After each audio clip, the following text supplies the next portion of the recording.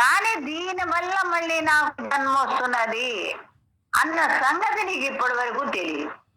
నేను చేసే పనుల వల్ల, నేను చూసే చూపులు, నా మాట, అది అవతల వాళ్ళని అమర్యాదగా చూడటం, లేకపోతే పొగడటం, ఒకళ్ళని ఒక రకంగా ఒకళ్ళని ఒక రకంగా చూడటం, ఇలాంటివన్నీ చేయటం వల్ల నాకు ఈ జన్మ వచ్చింది అని వీడికి తెలియదు.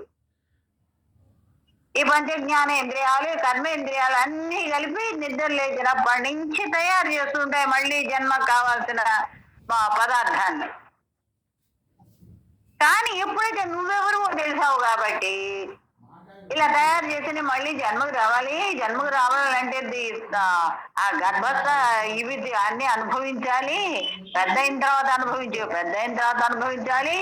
ఆ ముసలత్వం వస్తే ఎలా ఉందో చూస్తున్నామేంటి అనుభవిస్తున్నాం. 80 ఏళ్ళు అనుభవిస్తున్నాం. మళ్ళీ రేపు బండి గడ్డలు వేసి తగలబెడతా. ఇప్పటిదా నుంచి నా ఒళ్ళు, నా శరీరం, దానికి సబ్బులు పెట్టి స్నానాలు చేయించి అలంకరించి ఇన్నిగా వాడుకుంటున్నాం ఈ శరీరాన్ని. ఎందుకని నాది ఇది శుభ్రంగా ఉండాలి, ఇది అందంగా ఉండాలి, నలుగురికి వెళ్ళేటప్పుడే చక్కగా ఉండాలి. మన మాట, మన తీరు, మన ఆకారం, మన ఇదంతా కూడా చక్కగా ఉంటాం. ఇప్పుడు అవన్నీ చేయడానికి వాడికి ఇష్టపడదు. ఏం చేయాలన్నా కూడా ఒక నిర్లక్ష్యం అనిపిస్తుంది. అప్పుడు తెలియక చేసాము. చేస్తే నేను పౌడర్ పుచ్చుకుంటే బాగుంది, స్ప్రే కొట్టుకుంటే బాగుంది, ఇవన్నీ సంతోషపడ్డావు. కానీ ఇప్పుడు ఆ పనులు చేయడానికి ఇష్టపడతాయి. ఎందుకు? ఇది ఎన్నాళ్ళు ఈ శరీరం ఉండేది?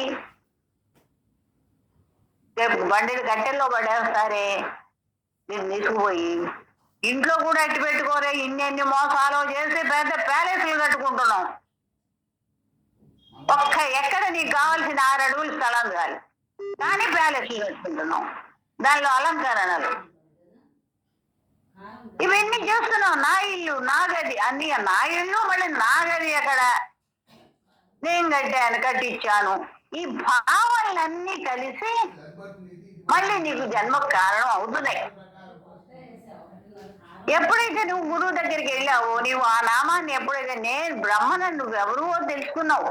అంత ముందు దాకా నేను తెలుసుకున్నామని ప్రతి పలానాయన కూతుర్ని, పలానాయన పెళ్ళాన్ని, పలానాయన తల్లిని ఇవేగా మనం చెప్పుకుంది.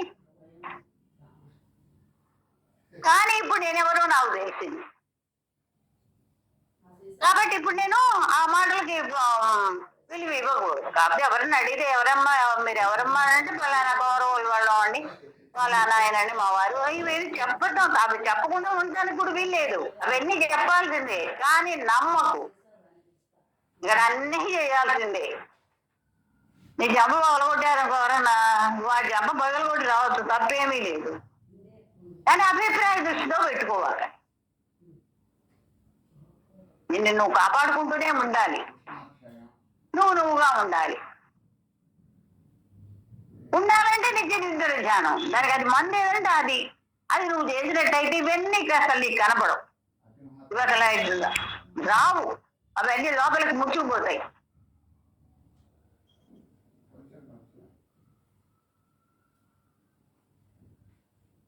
చదువమ్మా.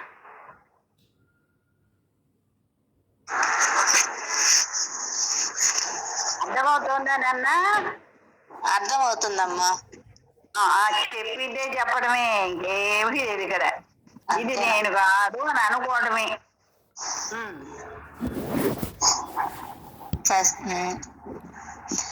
ఇప్పుడు మనం బాగున్నాం కదా అంటుంది. మన ఇంట్లో మనం బాగానే ఉన్నాం అంటే మనం ఇదివరకు సంసారం తెచ్చుకున్నాం కాబట్టి ఆపకుండా కర్మ అది వేరే జరుగుతున్నట్టుగా శరీరములో మనం చూసిన వాళ్ళం అవుతాము. మాట్లాడుతున్నా, కూర్చున్నా, పడుకున్నా, తింటున్నా, తిరుగుతున్నా మనం చూస్తున్న వాళ్ళం అవుతాం. అప్పుడు మనం కర్మనంటే వాళ్ళం అవుతాం. కర్మనంటని వాళ్ళం అవుతాం. కర్మనంటని వాళ్ళం అప్పుడు చూసావు. నాన్న ఒక్క మాట చెప్పాడు అక్కడ, నువ్వు చూసేవాడిగా ఉండు. చూసేవాడిగా ఉంటే నీ కర్మ అంటదు. చేసేవాడిగా ఉండవాక. చేసేవాడే కాదు, చెప్తాం కదా, అది చెప్పడం కూడా పోవాలి. జ్ఞానేంద్రాలు అన్ని కూడా మూత ముయ్యాలి. అత్యవసరం వాటికే బయటికి రావాలి. నువ్వు అక్కర్లేని వాడికి నువ్వు చెప్పక్కర్లా. నీ మనసుకు నీకు అర్థమయ్యి నువ్వు అలా ఆచరిస్తూ నీ కాలాన్ని గడుపుకో. ఉంది కదా కాలం, ఎంత సేపు ఉండాలో అంతకాలం ఉండాలి కదా. జ్ఞానం కలిగింది, నేను బ్రహ్మని. అయితే బ్రహ్మం చూస్తుందమ్మా, బ్రహ్మం చూస్తుందా అంటున్నా. ఏమండి అవి మీరు అసలు బ్రహ్మ లేకపోతే ఇప్పుడు మీరు ఎట్లా వచ్చారు ఆ ఊరి నుంచి, ఎక్కడి నుంచో? ఎవరు మాట్లాడుతున్నారు? ఎవరు వింటున్నారు? ఎవరికి చావు పుట్టుకలు? ఇప్పుడు చావు పుట్టకలు బ్రహ్మాని అంటారా? మీరు అడిగితే చెప్పేది కాదు ఇది. మీరు విని మీ శరీరాలలో మీరు చూసుకుంటుండండి. ఆకలి అయిందంటే లోపల ఏదో కదలికి వస్తున్నది కదండి. అవును. ఆ కాలు నొప్పి పుట్టింది అంటే తెలిసింది. ఆడు ఉండబట్టేగా సచిన వాడికి ఏమనిపిస్తుంది? అనిపించదు కదా. కరెంట్ ఉంటేనే కదా 0 వాట్ బల్బ్ వెళ్ళినా కరెంటే, ఆ కరెంటే. 1000 వాట్ బల్బ్ వెళ్ళినా ఆ కరెంటే. బాపట్ల మొత్తం రావాలన్నా, ఇదంతా జగత్తంతా రావాలన్నా ఆ కరెంటే. కాదు హెచ్చులు తగ్గులు అది ఒక్కటే. ఆ ఒక్కటే నీకు అనేకంగా కనపడేటప్పటికి నువ్వు మాయలో పడుతున్నావు. అది అమ్మ కరెక్టేనమ్మా. అది ఇప్పుడు ఆంజనేయులు గారు అంటున్నాం. ఆంజనేయులు గారిని పార్ట్ ఆఫ్ ది బాడీ చేయండి. అది చేయండి ముందరా. ఏంటమ్మా? ఇప్పుడు ఆంజనేయులు గారు ఉన్నారు. ఆంజనేయులు గారు అంటే ఎన్ని ఉంటే ఆయన ఆంజనేయులు గారు అయినాడు. అది జ్ఞానేంద్రియాలు, కర్మేంద్రియాలు, రక్తం, మాంసం, ఇంక బోళ్ళు ఉన్నాయి. 24 తత్వాలు. అన్నీ ఉంటున్నాయి కదా మనిషి. 24 తత్వాలు అంటారమ్మా. 24 తత్వాలు. ఆ 24 తత్వాలు కదిలి పనిచేస్తున్నాయి. అంటే పంచభూతాలు, పంచ జ్ఞానేంద్రియాలు, పంచ కర్మేంద్రియాలు, పంచ ప్రాణాలు, మనోబుద్ధి చిత్తహంకారాలు. మరి శబ్దస్పర్శ రూపరసగంధాలు వేటి కింద వేస్తారండి? శబ్దస్పర్శ రూపరసగంధాలు రావాలి అంటే అక్కడ పరమాత్మ ఉంటేనే చచ్చిన వాడికి అవి ఏం రావుగా. పంచభూతాలు ఉంటేనే వస్తాయండి. పంచభూతాల్లో ఇది ఉండాలి, ప్రాణం అంటాం అక్కడ. ఇప్పుడు చచ్చిన వాడు ఏమన్నా నాకు ఇక్కడ పడుకోబెట్టారంటే నన్ను పరుపు మీద పడుకోబెట్టాను అంటలేదుగా. అంటల్లా. నాకు ఆకలి అవుతుంది అన్నం పెట్టమని అంటలేగా. కట్టెల్లో పడేస్తానంటే ఏం మాట్లాడటం లేదుగా. మాట్లాడాల. వీటన్నిటి కారణం ఎవరు? ఆడే పరమాత్మ. అంటే పంచభూతాలు అంటే ఇప్పుడు 24 కాకుండా 29 అవుతాయండి పంచ తన్మాత్రలు కూడా కలుపుకుంటే. అవి మనకు అనవసరం బాబాయ్ గారు. అట్లాగనమ్మా, ఇవన్నీ మీకు అనవసరం. ఆంజనేయులు గారంటే ఎన్ని ఉన్నాయో మీరే లెక్కెట్టుకోండి. ఇప్పుడు పంచభూతాలు, పంచతన్మాత్రలు గుణాలు, పంచభూతాలు గుణాలు, పంచతన్మాత్రలు పంచకోశాత్మకం కదా మన శరీరం. మన పాఠంలో తోటి పని లేదు. పని లేదమ్మా. కనపడుతున్నాయి, పేర్లు చెప్పుకోకపోయినా అవన్నీ తెలుస్తూనే ఉన్నాయి. కదలటానికి ఏంటి? అవన్నీ కదిలి పని చేస్తున్నాయి, మాట్లాడుతున్నాయి, తెలివిగా చేస్తున్నాయి, తెలివి తక్కువగా చేస్తున్నాయి. ఇవన్నిటికీ కారణం ఎవరు? బ్రహ్మమేనంటారు. అదే ప్రాణం అంటాం మనం, అదే బ్రహ్మం. ఆ భాషలో వెళ్తే అదే బ్రహ్మం. అయితే బ్రహ్మమే నిరాకారంగా ఉంటుంది, సాకారంగానూ ఉంటుంది. ఎట్టయినా ఉంటుంది. దానికి ఆకారం లేదు కదండి. లేదు. మరి ఇప్పుడు ఆకారం కనపడుతుంది కదా, దేహం ఆకారం. నీ దేహం ఆకారం వెండి కలిపేటప్పుడు కనపడుతుంది. ఈ 24 తత్వాలు కనపడితే మీకు కనపడుతున్నది శరీరం. ఆహా అట్లాగా. శరీరం కనపడుతున్నది కానీ అది మాట్లాడటం లేదు, గాలి పీల్చుకోవటం లేదు, నాకు వినపడటం లేదు అంటం లేదు, ఏమీ లేదు కదా. అవును, మరి కనపడేది ఎవరికంటారు? మీకు మీరే. అంటే ఇప్పుడు ఆ కనపడేది బ్రహ్మమే. ఆ, మీరు ఇట్లా విచారణ చెప్పమ్మా, కొంచెం విచారణ. పిల్లలకి, చిన్న పిల్లలకి పార్ట్స్ ఆఫ్ ది బాడీ అని చెప్పి చెబుతాం కదా. చెప్తాము. ఎందుకంటే వాడి కాలు, వాడికి ఉన్న అవయవాల పేరు వాడికి తెలియవు కాబట్టి అవన్నీ చెబుతాం. ఇప్పుడు మీరు మనిషి అంటే ఇవన్నీ ఉన్నాయని మీకు తెలుసు, చెప్పక్కర్లా. మరి దీంట్లో ఒకడు ఉంటేనే కదా నువ్వు ఇక్కడ చేసే పనులు, మంచి పనులు, చెడ్డ పనులు, నీ అభిప్రాయాలు ఏదైనా కూడా ఇక్కడ ఏదో ఒకటి ఉంటేనే కదా.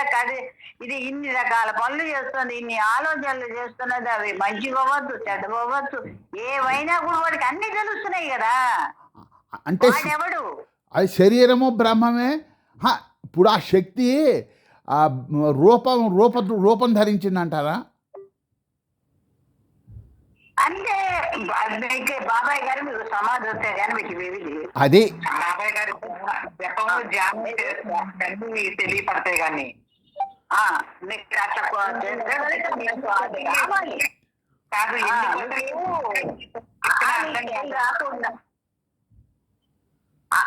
ఏం రాదు, మీకు రాలేదని కాదు, మీకు వచ్చు.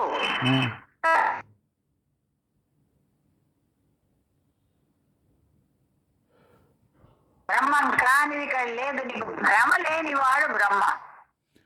నా శరీరము, నాకు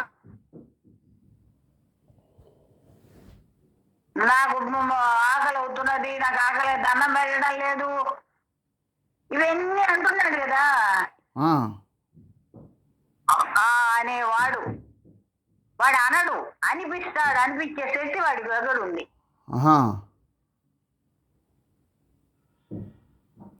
ఎవరి చేత అనిపిస్తాడు? ఇవన్నీ పనిముట్లు బాబాయ్ గారు, పనిముట్లు. ఇవన్నీ పనిముట్లు. మన దగ్గర ఉన్న ఎన్ని ఉన్నాయంటారో అన్ని పనిముట్లు. ఈ పనిముట్లు కూడా బ్రహ్మమేనంటారండి? పనిముట్లు కూడా బ్రహ్మమేనంటారా? అన్ని. ఓహో, అంటే అసలు మీకు కనపడేవన్నీ బ్రహ్మమేనండి. అదే బ్రహ్మం అంటే మనకి బ్రహ్మ కలిగిస్తుంది. నీకు భ్రమలు కలుగుతున్నాయంటే నువ్వు వచ్చేటప్పుడు బోర్డు అభిప్రాయాలు తెచ్చుకున్నావు. ఆ అభిప్రాయాల ప్రకారం ఇది నడుస్తుంది. దానికి మాస్టర్ బుద్ధి, మనసు ఇన్ని ఉన్నాయి. అంత చతుష్టయం. ఇప్పుడు రెండోది కనపడకూడదు అంటారు కదండి బ్రహ్మం అంటే? చెప్పలేదు. మరి మీరు నిద్ర పడుకున్నారు, అక్కడ ఎక్కడో జరుగుతుంటే లోపల తెలుస్తున్నదే. మరి ఇంట్లో ఏదైనా ఒక గిన్నె కానీ గ్లాస్ కానిబట్టి ఇంట్లో ఏ గ్లాస్ కింద పడిందో మీరు తెలుసుకుంటున్నాను. ఎవడు తెలిసేసేవాడు? ఎవడు అది కనపడ్డా? కనపడలా. వాడే కనపడ్డు. వాడికి ఆకారం లేదు. వాడు ఉంటేనే ఇక్కడ అన్ని భోగాలు.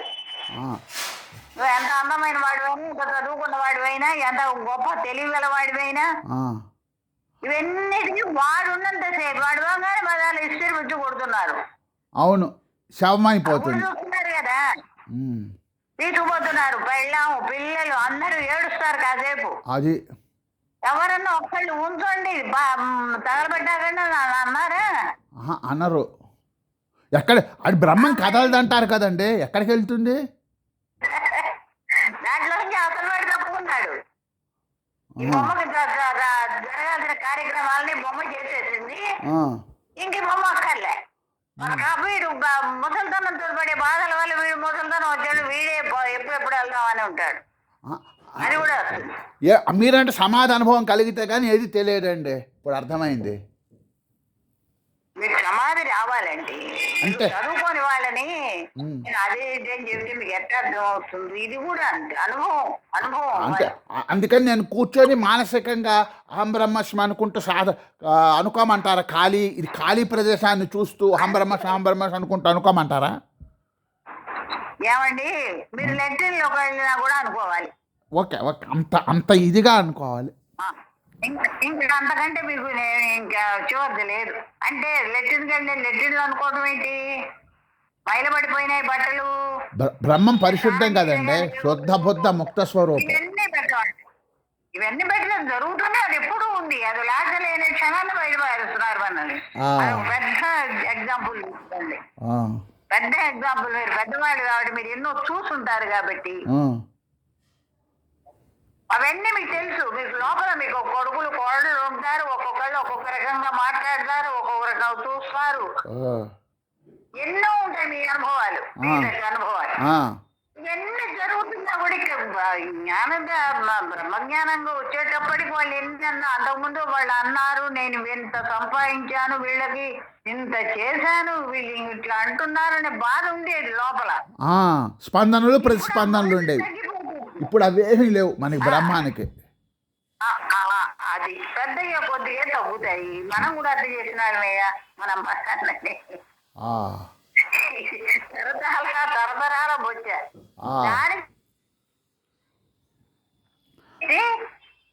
తీసి పారేశాడు. అమ్మ మీకు వచ్చేసి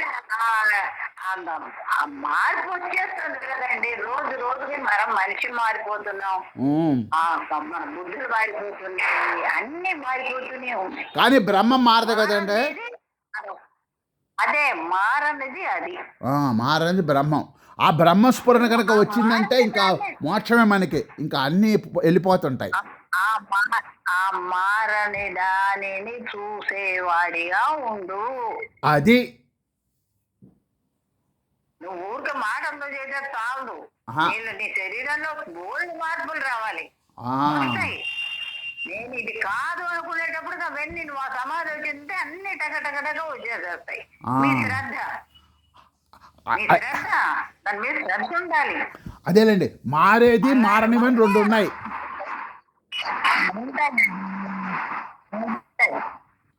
మారేది మారనది అని రెండు ఉన్నాయి.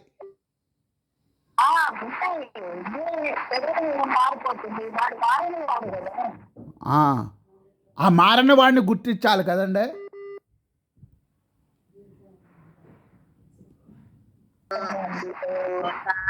సమస్త సుఖినో భవంతు, సమస్త సుఖినో భవంతు. ఓం శాంతి. నమస్కారం అమ్మ అందరికి. అందరికీ నమస్కారం. అందరికీ నమస్కారం అమ్మ. అందరికీ నమస్కారం అండి. అమ్మమ్మ ఇప్పుడు ఆ మారంది ఏంటంటారు? బాబాయ్ గారు రేపు చెప్పండి. మారనది ఉందన్నారు కదా బాబాయ్ గారు. అది జ్ఞానం. అంతసేపు చెప్పగలగాలి కదా, మళ్ళీ రేపు అలాగేనమ్మా, నమస్కారం. అందరూ జై గురుదేవా.